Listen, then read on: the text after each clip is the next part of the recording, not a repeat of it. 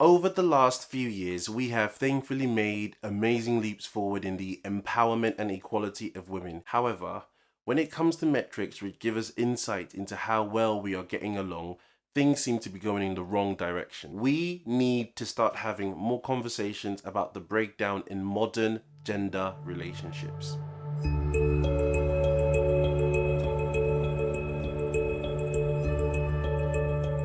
Hi, my name is Tolu Mohammed from The Eden Ideal. In this video, I am going to unpack some of the issues which might be causing the breakdown in relationships between men and women. What we learned from speaking to a bunch of different people and some practical steps we can all take to turn things around. I'll start with some context.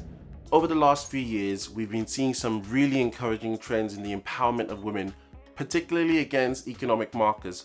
For example, here in the UK, the official ONS data shows that the gender pay gap for under 40s is now close to zero. This is a really good thing, and it's something that we should all be very happy about. Women have had to fight really hard for this. So as a brother, a husband, a father, a friend, I think this is great news and something we should all be very happy about. I don't bring this up as if to say there isn't more to be done. There is still tons of issues and we must continue to press forward on that case until women are truly equal. But generally speaking, things are trending in the right direction. However, there does seem to be a different story for some of the more social markers, which I think tell us more about how we're doing in terms of relationship and the health of our communities in general. Levels of domestic violence have increased or at least stayed level over the last few years. Over 2.3 million adults in the UK reported an abuse in the last year alone. Levels of suicide and depression are sadly also going up. Number of people choosing to get married is declining, and at the same time, number of people choosing to get a divorce is rising. Particularly during the pandemic, some divorce lawyers claim to see an increase of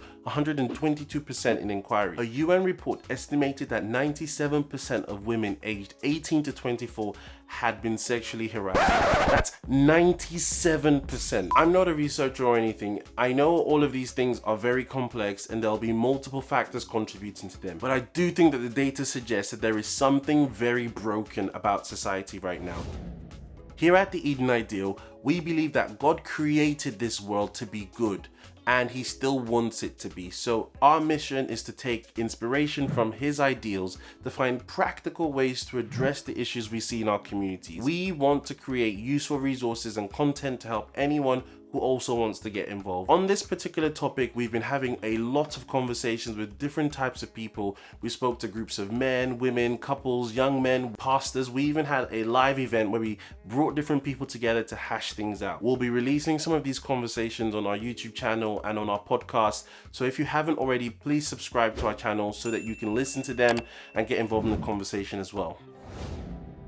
We learned that these issues are very complex and there are a lot of different perspectives. Some key themes did emerge though. The first thing that really struck me in particular was how different the lived experience of a lot of women have been from mine. I'm talking about everyday activities, like a fear of walking down the street, day or night, or even being afraid to be alone with a man, even if it's a friend or family member. And to be fair to these women, they weren't trying to paint all men as monsters. They had just been through traumatic experiences, which unfortunately do leave lasting scars. Which leads me on to the next thing that we learned. We are doing a very poor job of dealing with these issues when they are raised. It struck me as particularly sad that a lot of women seem to have just accepted that this is the way things are because nothing ever seems to change. And just in case I'm starting to sound preachy, I am the last person to judge, because even my own wife shared things that I'd done in the past that were very uncomfortable for me to hear. Which brings me on to the third and probably one of the more important take-home messages from this. From speaking to a lot of men and young men in particular, it appears that there is a bit of a mini crisis amongst men. The world is changing around us. Women are being encouraged to adapt and taught how to navigate this new world. However, there is a bit of a vacuum in education or healthy role models for men to understand how they fit in. There are a lot of issues facing particularly young men, and some of them are feeling unheard or marginalized. This is unfortunately driving them towards some more extreme ideologies. Again, to clarify, I am not trying to compare men's issues with women's issues. I know women will also feel like they have been unheard and marginalized for centuries. But I personally don't think these two things are mutually exclusive. I think we need to start talking about these issues side by side, because at the root of all this is a breakdown in relationship. It's about how we relate to each other, and this cannot be fixed in silos. So, what is the ideal that we should be aiming for? I think that there is a beautiful ideal for men and women, and it's illustrated in a story in the first pages of the Bible.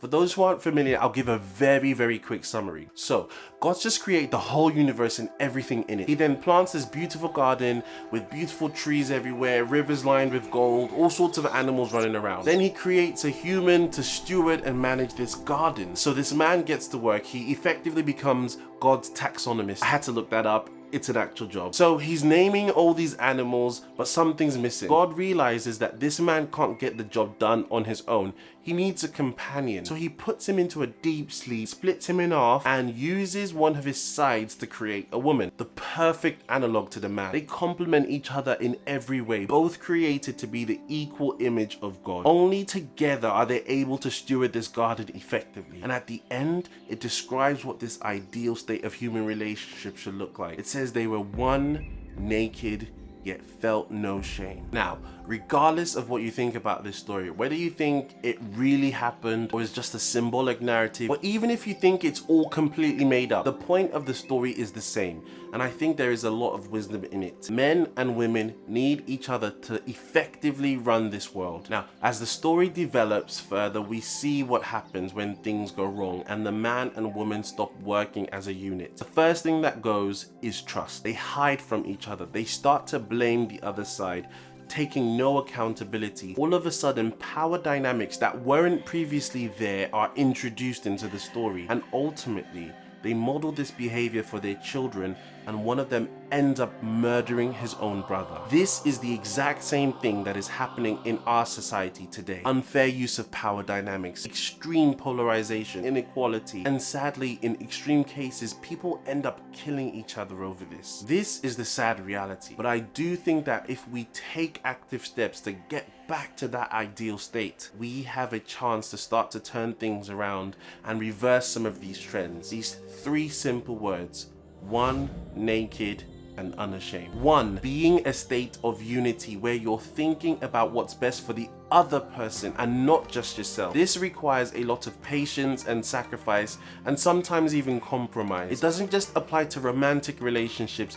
We need to learn to do this in our communities, in our places of work, on the streets. And this is certainly not an easy thing to do. For some people, it means having to unpack or let go of years of trauma, which is why, in order to be one, we need to be willing to be naked. This is where we're completely open and transparent. It's what helps other people to empathize and bond with us. However, it can also leave us feeling very vulnerable and exposed. And the painful reality is people do take advantage of our vulnerabilities, which is why for people to be comfortable to be naked, we need to somehow take away the fear of being shamed. Studies show that one of the contributing factors to men being 3 times more likely to commit suicide is because of a fear of being openly vulnerable and the shame associated with it. We need to be intentional about creating safe spaces where people can trust that their vulnerabilities won't be used against them. And this applies to both parties.